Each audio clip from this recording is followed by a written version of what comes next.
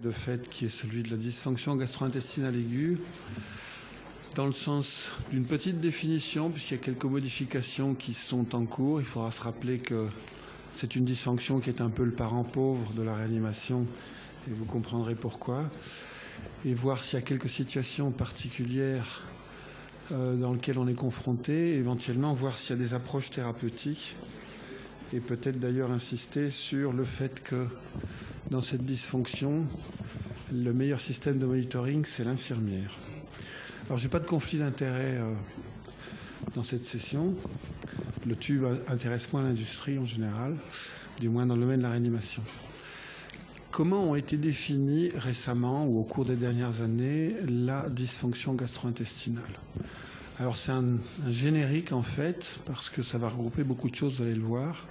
On le définit comme une réduction de la masse fonctionnelle du tube digestif, donc réduction devant la nécessité d'une digestion et d'une absorption. Donc on est devant une masse critique intestinale qui semble diminuer en quantité, mais également en qualité, puisqu'on va dire qu'elle est également en réduction de capacité de maintenir un équilibre volémique ou d'hydratation et de l'équilibre électrolytique et donc de l'absorption, voire de la perte de ces électrolytes. Donc c'est une description très générale sur le fait que le tube, qui représente une masse cellulaire importante, avec une surface exposée au monde extérieur qui est gigantesque, voit ce volume réduire, mais sa fonctionnalité se réduire et sa capacité de maintenir une forme d'homéostase est donc altérée. Donc vous voyez que ça regroupe quelque chose de relativement large.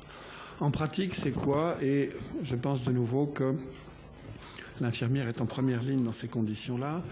Je pense que la première alerte ou le premier canari de la mine, comme on dit en réanimation, c'est l'infirmière qui vous dit « Vous savez, j'ai un résidu gastrique important, mon alimentation entérale ne passe pas, qu'est-ce que je fais ?» Alors, la première approche est souvent de se dire « Bon, ben, on va rajouter des prokinétiques, on va améliorer cette vidange gastrique. » Je pense que la première réflexion à se poser, c'est qu'il n'est pas anodin d'avoir un résidu gastrique. Ça doit mettre en branle une série de réflexions sur quels sont les mécanismes qui sous-tendent ce souci de la vidange gastrique et de la gastroparésie. La première réflexion est souvent de se dire ça doit être les sédatifs, revérifions la quantité de morphinique. Un estomac qui ne se vide pas doit enclencher une réflexion qui va de la tête aux pieds sur les causes potentielles de cette réduction du transit, on va y revenir. L'ILU, c'est bien entendu un grand classique qui, là aussi, ne doit pas être banalisé dans le sens que trop souvent, c'est mis sur le compte de la profondeur de la sédation. La diarrhée est évidemment aussi un système d'alerte infirmier puisque c'est la première démarche pour dire est-ce qu'on n'arrêterait pas l'entéral dans la mesure où les soins inhérents à la diarrhée sont consommateurs d'énergie et de temps d'infirmière et bien souvent, il faut être à plusieurs pour prendre en charge ce malade, surtout si ça se répète en cours de journée. Ces trois symptômes tout à fait classiques et simples sont à mettre dans la perspective d'une réflexion étiologique et de pouvoir rechercher tous les mécanismes qui y conduisent. Autre dans la liste, et on va dans une progression dans ce sens-là, bien entendu, ce qu'on appelle l'ulcère de stress, qui n'est pas un stress anxiogène, mais un stress lié à la maladie, est une entité faisant partie de cette dysfonction gastro-intestinale, même si on voit le nombre d'hémorragies digestives chez les malades de réa diminuer, et pas uniquement par l'utilisation d'agents protecteurs type anti-H2 ou inhibiteurs de la pompe à protons, c'est aussi parce qu'on a amélioré la prise en charge de nos malades. Ceci dit, ce sont des choses qu'on observe encore et qui témoignent aussi de la sévérité de l'atteinte. On va y revenir. Ce qu'on voit aussi, toujours dans une gradation de sévérité, et qui est souvent sous-estimé, parce que souvent peu recherché, est l'installation d'un syndrome ou d'une hypertension intra-abdominale, voire un syndrome du compartiment abdominal. Alors, pas assez recherché de manière systématique, parce qu'on attend bien souvent de voir une distension abdominale ou des soucis sur d'autres fonctions pour se poser la question. Ce n'est pas directement là une atteinte du tube digestif comme mécanisme premier, sauf peut-être dans un modèle qui est celui de la pancréatite, mais c'est bien souvent la problématique de l'œuf et de la poule. La sévérité de la situation, on va y revenir, est associée souvent à une hyperperméabilité abdominale, pour des nécessités de réanimation et de resuscitation volémique, l'apport liquidien est important. Cette hyperperméabilité s'associe à un passage de liquide en compartiment extravasculaire, interstitiel et abdominal qui devient important. Les pressions montent et par un cercle vicieux que vous connaissez, ces pressions montantes vont altérer la perfusion et la boucle est bouclée puisque automatiquement une malperfusion intestinale va aggraver le tableau des dysfonctions d'organes, voire du tableau inflammatoire. Tout ça pour en arriver à ce système où la malperfusion, éventuellement en présence ou en l'absence d'hypertension intra-abdominale, s'associe à une souffrance de la muqueuse du tube digestif, avec une altération structurelle et pas simplement fonctionnelle de cette muqueuse, et une facilitation du passage endotoxinique ou bactérien au travers de cette paroi. Alors même si ce n'est pas toujours évident de montrer un passage bactérien formel, il y a certainement un rôle à jouer de ce milieu endoluminal du tube digestif dans les dysfonctions secondaires qui vont apparaître, qui vont conduire jusqu'à des défaillances multiviscérales. Et ce qui est craint, là aussi souvent raté comme diagnostic, parce qu'on ne le recherche pas assez souvent, c'est l'ischémie intestinale, voire l'infarctus mésentérique. Force est de constater, je ne sais pas quelle est votre expérience, mais je trouve qu'au cours des 10 dernières années, je vois une croissance du nombre d'ischémies inestinales et d'infarctus mésentérique, ceci lié, je crois, avant tout au vieillissement de la population, sur des terrains vasculaires qui sont beaucoup plus altérés, des profils hémodynamiques qui sont souvent aussi plus altérés, et un patient rentre pour une pneumonie et finit en laparotomie au 7e jour avec un infarctus mésentérique, voire des zones d'ischémie nécrose plus ou moins étendues. Tout ça pour aboutir, in fine, dans une proportion non négligeable de décès, qui sont des décès secondaires à une dysfonction du tube, qui elle-même n'était pas le mécanisme primaire ou la cause primaire d'admission en réanimation. Alors on l'a dit, on est parfois, comme dans ce cas-ci, cette diapositive vous montre dans une entité bien spécifique et celle de la pancréatite, mais j'ai pris celle-là parce qu'elle est beaucoup plus étudiée que dans d'autres situations, de voir chez nos malades de réanimation, admis pour une cause X, indépendante du tube digestif, voir s'installer un tableau d'hyperpression intra-abdominale. Donc je pense que le réflexe infirmier, qui est déjà tout à fait correct, qui est de signaler une modification de transit, qui est de signaler une augmentation ou la présence d'un résidu gastrique, doit faire se poser la question de savoir si la perfusion intestinale de notre malade est adéquate. Et dans l'arsenal diagnostique, le monitoring de la pression intra-abdominale est indiqué plus souvent qu'on ne le pense. Il ne faut pas nécessairement s'équiper en matériel cher vendu par l'industrie. L'utilisation de la sonde urinaire, je suppose que vous le faites assez souvent, permet un ajustement, en tout cas diagnostique.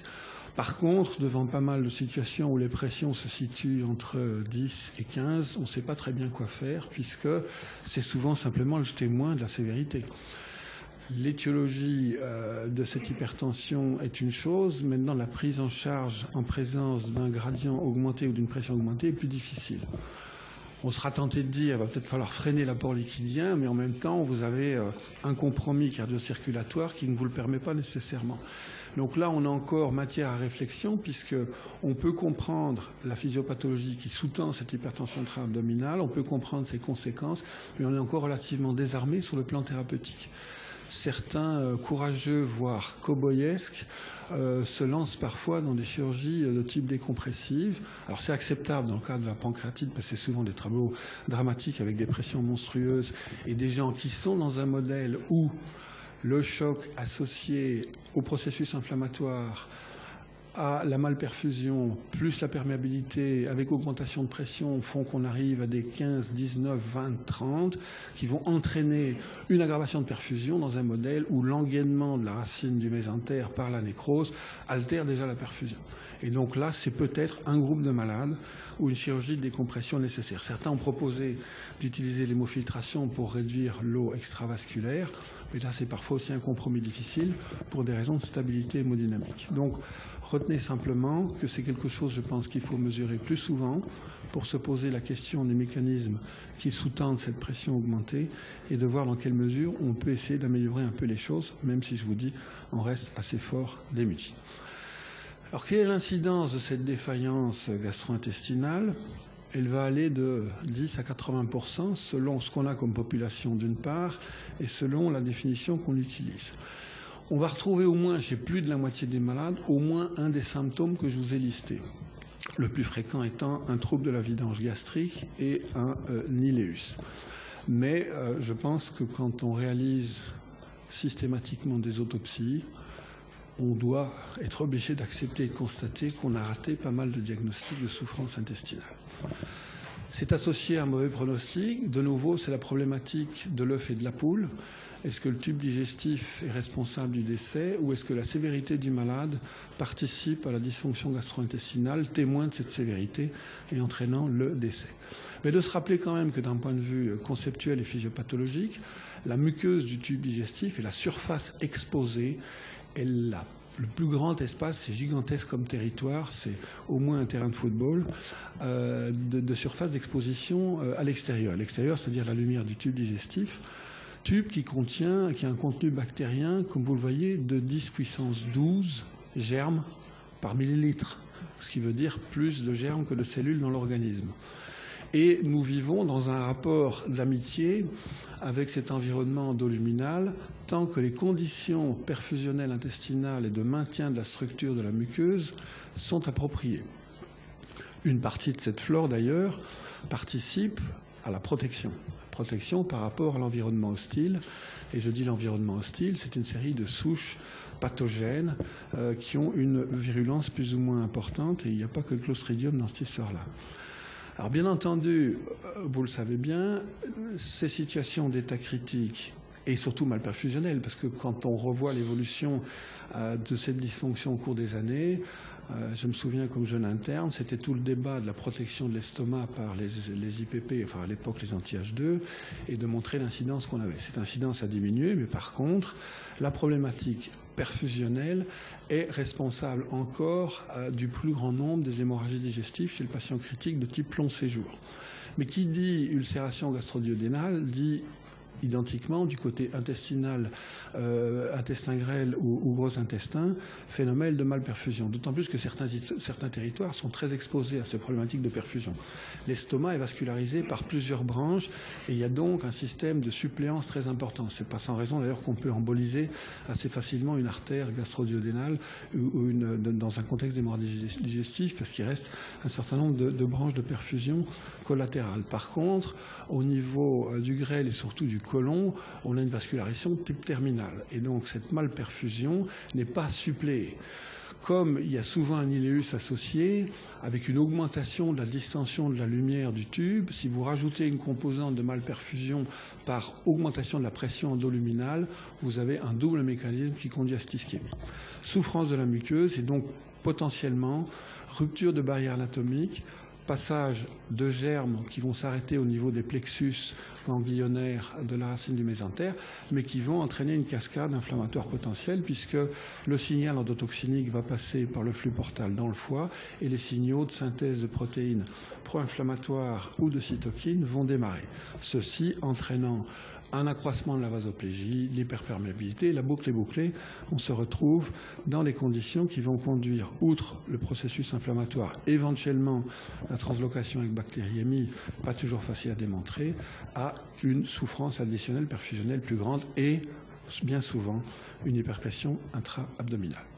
Je vous ai dit aussi, il y a une chose malgré tout qu'il faut garder à l'esprit, c'est qu'indépendamment de ce contexte perfusionnel, le contenu bactérien du tube est protecteur. Je dis toujours, ne tuez pas les anaérobes, ce sont nos amis. Et donc, dans le choix de vos antibiothérapies, malheureusement, quand il y a une perforation, on n'a pas beaucoup le choix, puisque là, à ce moment-là, c'est plus toujours nos amis, mais ce n'est pas des germes qui tuent, c'est des germes qui causent des abcès principalement. Cette flore anaérobe est une flore de protection. La nature a horreur du vide et donc en étant prolifique, elle empêche la croissance de certaines entérobactéries pathogènes. Et donc quand on travaille avec une antibiothérapie prolongée avec couverture anaérobe, de se rappeler qu'on crée des conditions parfois favorables pour des complications secondaires. Alors, qu'est-ce que ça va nous donner comme image, outre les syndromes cliniques? Ben voilà, une image typique où on pourrait croire qu'il s'agit d'une occlusion mécanique. Vous voyez une distension du tube avec des niveaux hydroaériques. Eh bien, c'est une situation non occlusive, mais simplement un tableau où l'iléus est tel avec une malperfusion telle qu'il y a un ralentissement, une distension des anses, qui vous donne un tableau de type pseudo-obstruction. Donc, bien garder à l'esprit que dans votre travail d'infirmier, le suivi de l'entrée et des sorties du tube doit vous faire signaler, ce que je pense vous faites souvent très très bien, puisque vous êtes les premiers embêtés avec des résidus, voire avec des diarrhées, de se poser la question si l'hémodynamique du malade est appropriée.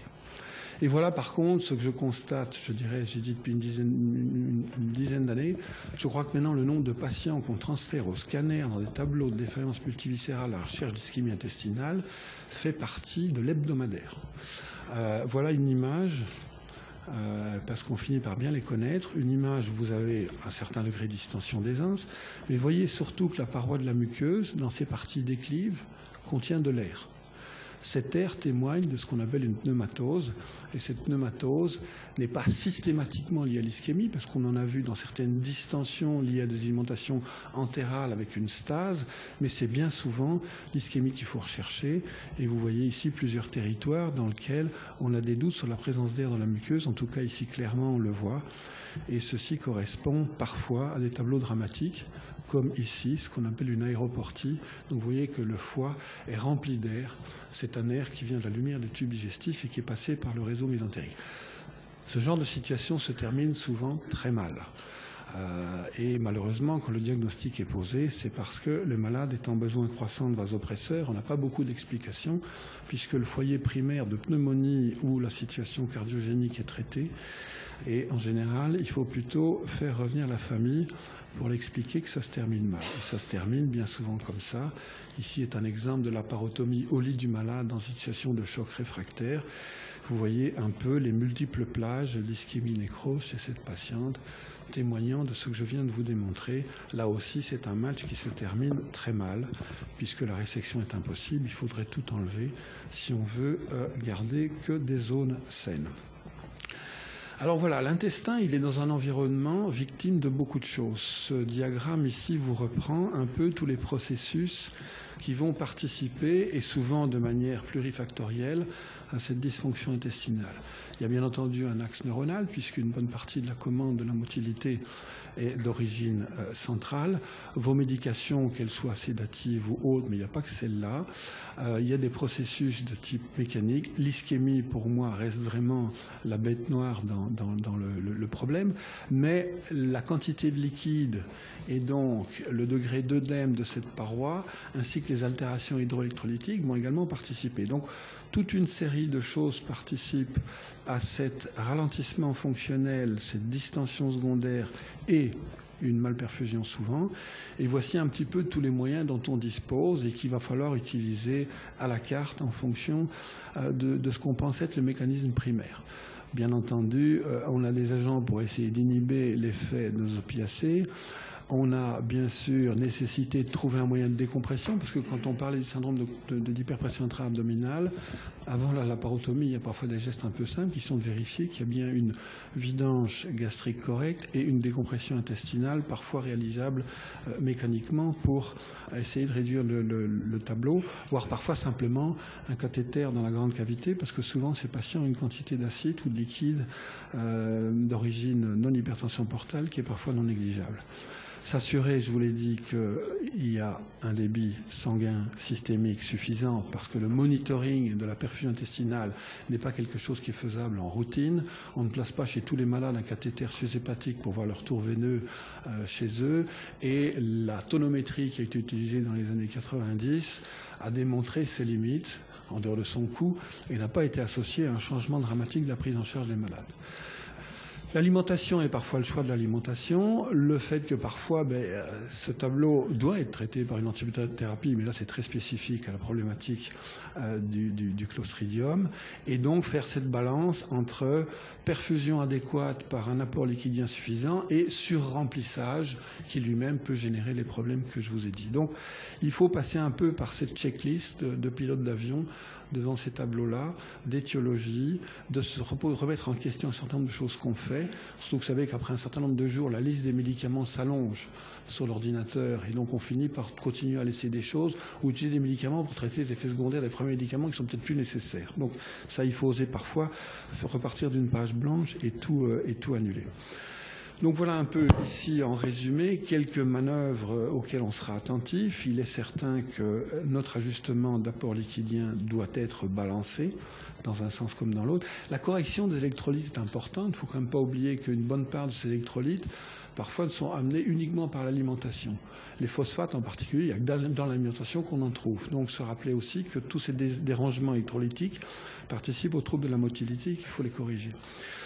Parfois, c'est le choix de l'alimentation qui doit être modifié. Certaines alimentations type polymérique avec une digestion ou une absorption plus difficile entraînent une prolifération bactérienne, une fermentation, une distension gazeuse et une malperfusion secondaire. Parfois, il faut changer le régime, passer à du semi-alimentaire non polymérique. Vous vous souvenez peut-être de ces études qui avaient essayé de mettre des probiotiques chez les malades de réanimation. Il y a une seule très belle étude faite, qui est une étude hollandaise dans la pancréatite, qui a montré qu'elle tuait. Et elle tuait par ischémie intestinale bien plus souvent, probablement parce que justement il y avait une prolifération bactérienne avec préalablement des troubles du transit et une vidange gastrique ou intestinale insuffisante qui a favorisé cela. L'ajustement de l'antalgie, ça c'est évident. Il ne faut pas tout mettre sur le compte dans l'antalgie, mais de se rappeler quand même que la tentation souvent du malade dit inconfortable génère une utilisation largamanou de certains antalgiques qui jouent un rôle. Et puis certaines autres interventions, tout simplement, comme la décompression du tube. Alors, il ne faut pas oublier que les manœuvres infirmières jouent aussi parfois un rôle dans les altérations perfusionnelles chez ces malades-là. Je vous prends une série ici de l'équipe de Juka Takala qui a été à monitoriser la perfusion intestinale de manière indirecte en mesurant la saturation en sang veineux non seulement mêlé, mais surtout en suze hépatique, témoin du retour veineux intestinal.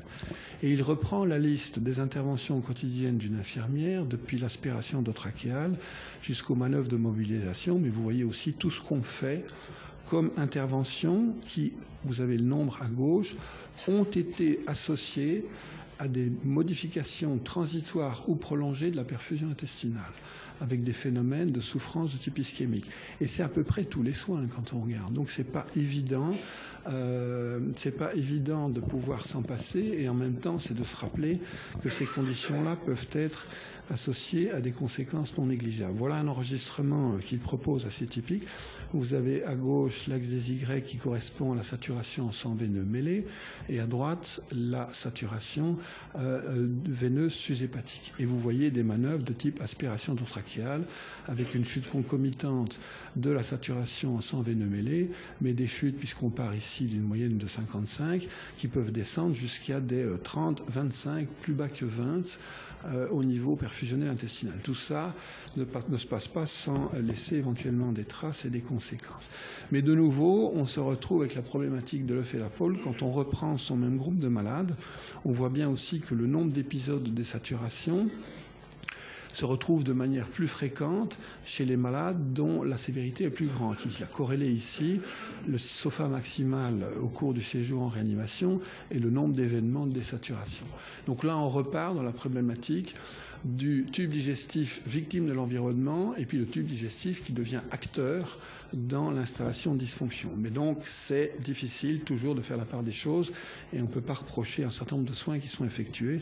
Ce n'est pas l'observation faite ici qui doit empêcher, bien entendu, l'ensemble des soins nécessaires à nos malades, mais c'est de se rappeler que ce n'est pas toujours banal.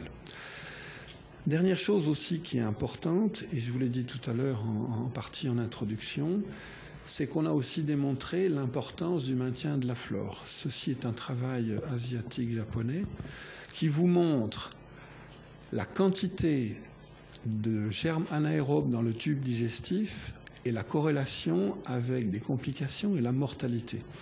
Vous voyez ici qu'en fonction de l'index, que je ne vais pas vous décrire, mais qui est le reflet simplement, il y a beaucoup ou il y a peu d'anaérobes, la mortalité en noir associée. Alors vous allez dire, c'est de nouveau observationnel et il est évident que si votre flore est une flore native, saine, avec une prédominance d'anaérobes, c'est que le tube fonctionne. C'est qu'on n'a pas dérangé cet environnement par une antibiothérapie, c'est qu'éventuellement la nutrition passe de manière adéquate. Et là, il vous donne ça, mais il ne nous donne pas en corollaire si le groupe des malades qui ont moins d'anaérobes ne sont pas tout simplement beaucoup plus sévères, ont reçu un traitement ou des régimes antibiotiques beaucoup plus larges et beaucoup plus soutenus. Mais là, c'est de penser que la flore en elle-même endoluminale joue un rôle dans la mortalité. Et il y a de plus en plus de travaux qui montrent aussi, même chez le sujet sain, l'importance de l'équilibre de la flore dans le développement d'une obésité, en sachant que ceux qui ont moins d'anaérobes deviennent plus obèses que les autres. C'est assez intéressant, mais je pense que c'est des choses qui vont progresser dans notre compréhension du rôle, du contenu du tube dans l'enveloppe, c'est-à-dire le corps humain et ses conséquences sur les dysfonctions d'organes. Mais là, c'est de rappeler, essayons au maximum de préserver cette flore. Et si on peut se passer d'une antibiothérapie de type large spectre, je n'ai pas dit toutes les antibiothérapies, je crois qu'il faut le faire quand on voit ce type de données, même s'il y a encore à creuser sur l'éthiopathogénie. Autre chose où on se pose des questions, est-ce qu'il y a des interventions qui pourraient améliorer le flux intestinal? Alors, les équipes d'anesthésistes, je ne sais pas s'il y en a dans la salle, beaucoup, évidemment, poussent à l'utilisation, en particulier dans le domaine du post-opératoire, et ça c'est assez légitime, à l'utilisation d'analgésie péridurale. Est-ce que cette péridurale a un retentissement sur le tube digestif? La péridurale, bien entendu, est souvent associée à un certain degré de vasoplégie parce qu'il y a un pooling et une vasodilatation et un pooling veineux dans le compartiment infra-niveau d'anesthésie ou d'analgésie. Mais la question est de voir si cette vasoplégie est bénéfique et améliore la perfusion intestinale ou si, au contraire, on risque de s'exposer à des phénomènes de vol avec une plégie périphérique et du sang séquestré dans les membres inférieurs et dans la zone cutanée avec un vol intestinal. Alors il y a encore beaucoup de controverses à ce niveau-là, puisqu'on a d'une part, dans des données expérimentales, le sentiment que parfois le bloc sympathique favorise la perfusion intestinale, mais si ce bloc sympathique est important et qu'on a des retentissements systémiques par la vasoplégie, on peut quand même aller voler du sang dans le territoire intestinal. Donc il y a un peu de controverse, il manque de données cliniques qui ont étudié finement la perfusion intestinale dans ce cadre-là. Ce que je peux simplement dire, c'est qu'elle diminue, semble-t-il, l'iléus, pourrait jouer un rôle, mais donc il faut encore bien réfléchir avant de l'indiquer éventuellement comme moyen d'amélioration. En conclusion, je pense que le tube digestif fait partie de vos préoccupations tout aussi importantes que les autres dysfonctions d'organes, même si elles sont moins exploitées et moins étudiées que d'autres. L'hypoperfusion joue le rôle le plus important à l'heure d'aujourd'hui que toutes les autres interventions problématiques d'avant. Les altérations de cette muqueuse participent à l'inflammation. Le maintien du biotope est important dans le devenir de nos malades. Donc je pense que votre rôle d'infirmière est majeur dans cette surveillance-là. Et tout ce qui pourra encore nous aider à améliorer la perfusion intestinale devrait nous faire gagner dans cette dysfonction. Je vous remercie.